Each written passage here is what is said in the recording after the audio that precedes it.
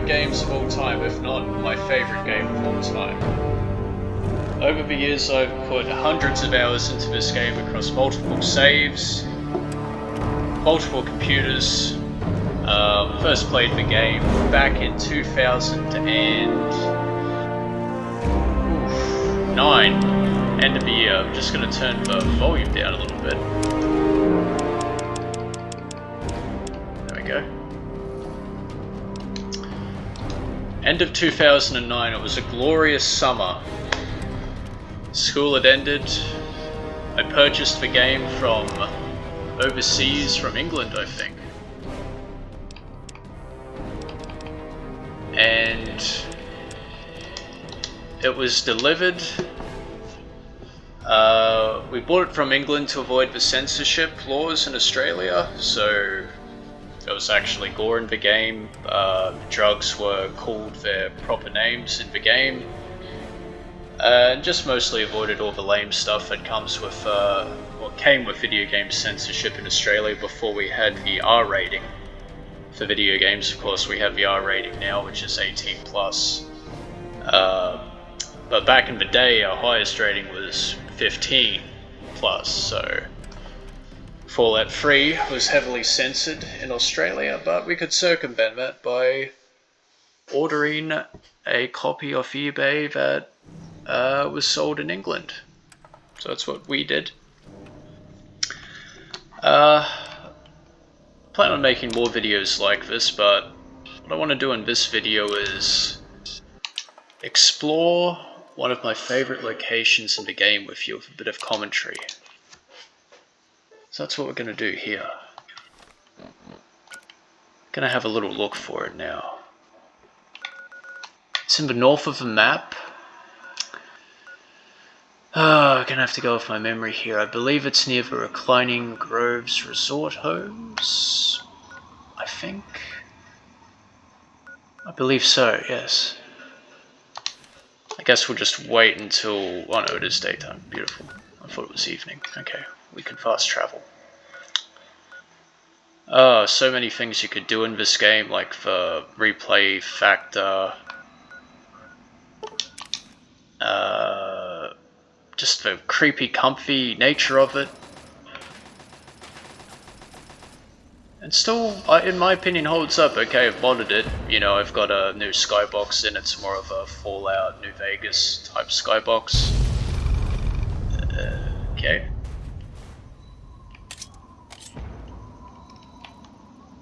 Okay, what weapons have I got here?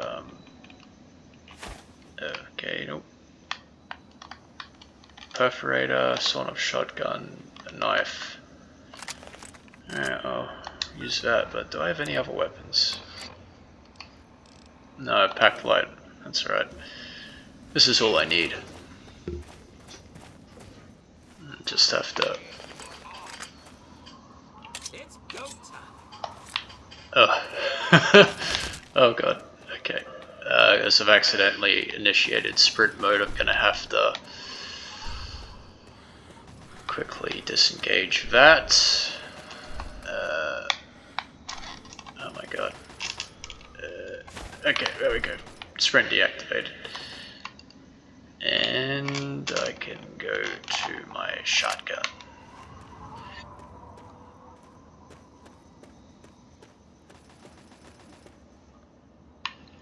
I didn't kill that guy. The hell?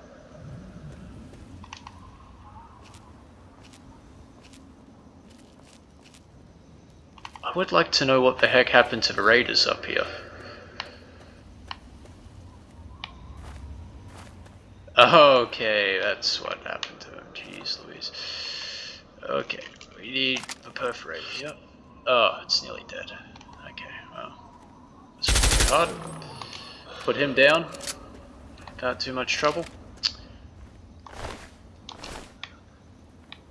So I think I've initiated the HDR effect to the game, and I don't think I've played with the HDR before, but it looks really good. It looks better than I remember. I I don't think I got any graphical enhancement mods installed. I installed this mod that put a bunch of trees in just to add a bit of variety to the landscape, and of course the skybox, which does kind of breathe a bit of fresh life into it, but it looks better than I remember. I always thought this was an interesting feature on the fences in Fallout 3, how occasionally you come across these skulls that have been almost jammed into the rebar and into the wires along these fences. It reminds me of a passage in The Road by Cormac McCarthy where the man and the boy are travelling, and the man sees a bunch of decapitated heads aligned along a stone wall, like I think it's described as a frieze of human heads. And that passage always stuck out in my mind, and when I saw this in Fallout 3, I wondered if the fine folks at Bethesda used that passage from The Road as inspiration to perhaps their decision for doing this in the game. Like, who is placing these skulls on the fences? Is it the work of these raiders? These aren't even raiders, they're wastelanders. Waylaid by raiders.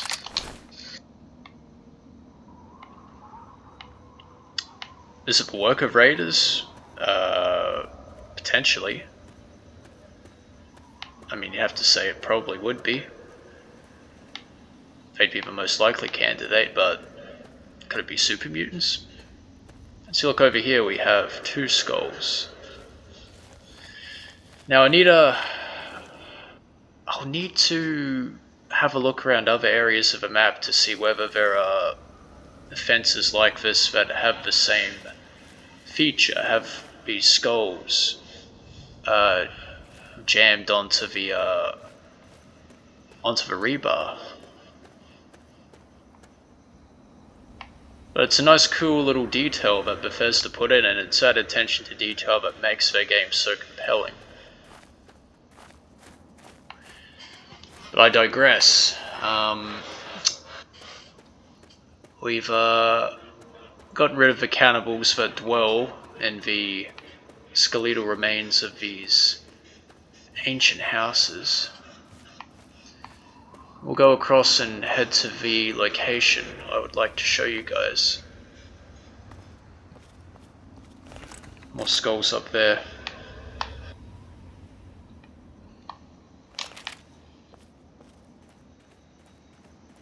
Just found it curious that the sinks worked 200 years later. Supposedly the plumbing was fine and not disrupted by the bombs. I've always liked this area. You've got a scavenger who lives up here. Or eyeball in the distance there. The scavenger lives here with his dog. Always a pretty comfy setup, you know. I liked this guy has taken some pride in where he lives. He's, you know, gotten a carpet to help furnish the place.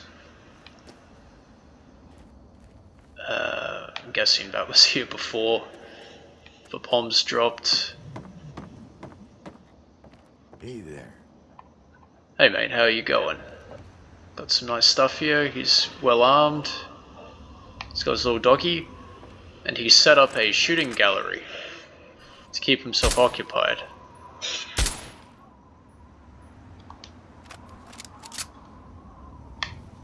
Hey. Creepy bloke flies up around the hill. Let's see if I can peel one off. A moving target. There we go. Dare to do better than that, son.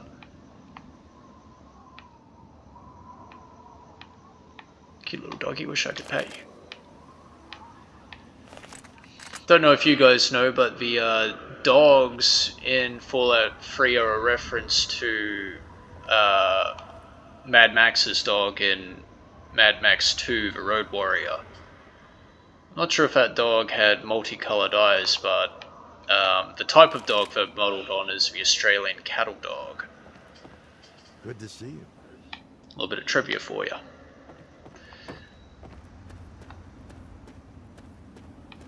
So, the place I would like to go is one of the probably least known places in Fallout 3. It's an unmarked location, and one which I didn't discover until comparatively recently. Like, I would have played hundreds of hours of this game and never known about this place.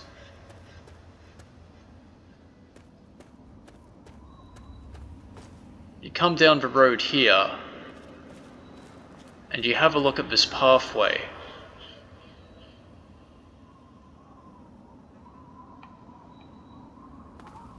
Following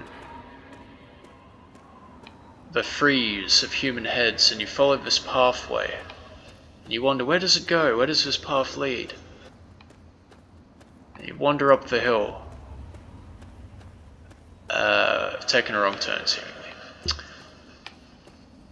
Rural area. Yeah, must have been inspired by the road. You have all these wooden fences that have human heads placed upon them. Can't be a coincidence. Anyway, you follow the path. You come upon this ominous looking doorway that's concealed by trees. Trees have fallen over the entrance. The doorway has been boarded up, but at the bottom right hand corner there exists a hole large enough for something to crawl in and out of. And you wonder what kind of monstrosity could exist in this place. That's what we're going to find out.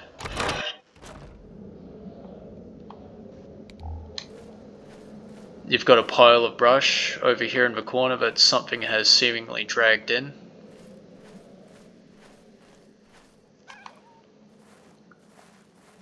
You hear some moans coming from within the darkness. We douse the light. We see a skeleton against the back wall, the skull of a Brahmin, and the hindquarters of a dog. We silently dispose of the dog.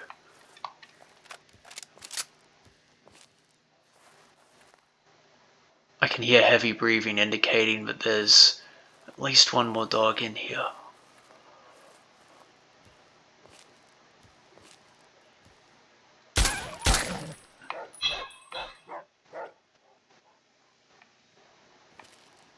We dispose of the second dog, but I heard barking. Oh! There's a whole family in here.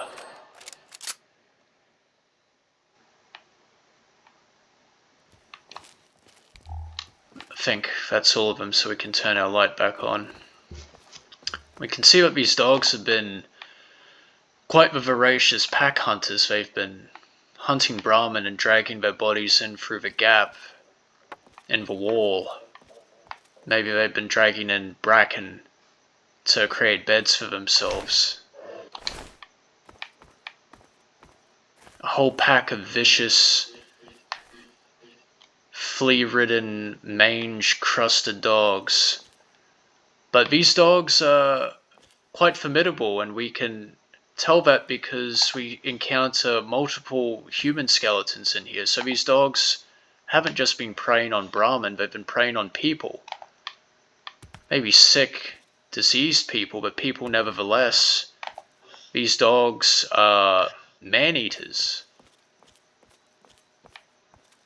So we can't take them lightly. This might be the bedding chambers back this way.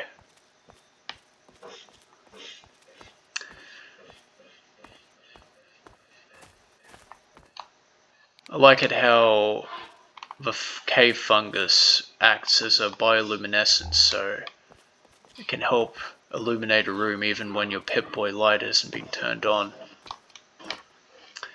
I did think that this location, despite it being very cool and, there's always that novelty of there being a new location that you haven't explored after hundreds of hours of playing the game, but I feel as though it was a bit of a missed opportunity. I I can't remember there being any loot in here. I might need to check online, but you know, how cool would it be if there was a unique weapon in here or a unique piece of clothing or armor? Maybe if there was some lore, a journal, a holotape. Something to add a bit of depth to this place. A bit of substance. As it stands, it just is a small dungeon inhabited by a few dogs. Man-eating, fearsome dogs, nevertheless, who have... I'll count the bodies. There's one here. One skeleton intact. There's a leg bone there.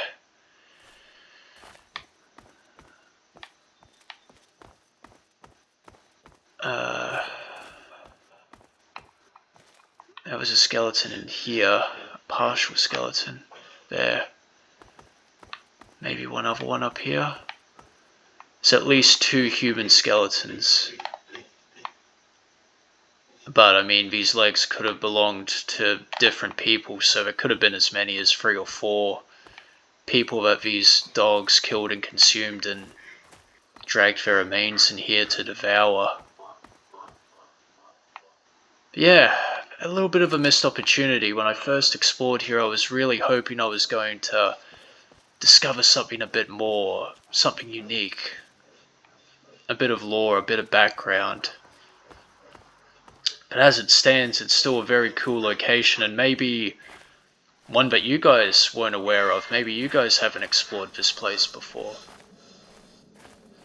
And another thing that just always struck me is this door is unique. I don't think there's any doors like this in the entirety of Fallout 4, so this door was specifically designed for this very niche location.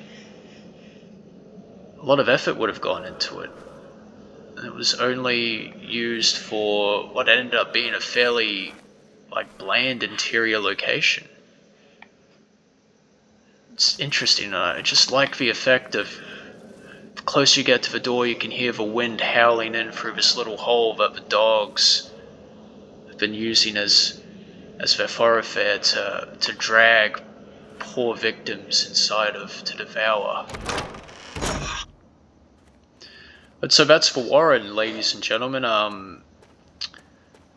I was really blown away by that, and I was stoked that there was still a place that I hadn't explored in hundreds of hours of playing the game. That was joy enough for me. I think I may have read about it online, but you can see how it's so hard to find because it's unmarked. There's no location drawing you toward it on your map, and it's just up there, concealed by trees and fallen material. But if you weren't paying attention, if you were just walking along the road down here, you'd never know about it because you look to your right and it's concealed by that small hill and trees, so you would just walk on by and never know it was there. Such a cool location. Wish there was more to it, but I still think it's very cool. We'll just go for a walk over to the power station. But yeah, I'd like to hear from you guys. Are there any locations in Fallout 3 that you only discovered after a long time playing the game, and you were very impressed that you avoid radioactive pulver, didn't know about them? Interested to hear your thoughts because this is such a large game. Every time you come back to it, I feel that there's one more secret to discover, there's one more mystery to unravel. Plan on doing more videos like this in future. This is my first video. Something to sort of get my feet off the ground. But if you like this video, please like and subscribe to my channel. And I'll catch all you guys in the next one. Thank you very much for watching. Just take care of this guy. Oh, rinse him. Oh no. Oh my god. Oh, okay. Alright. Thanks an awful lot for listening, guys, and until next time, take it easy.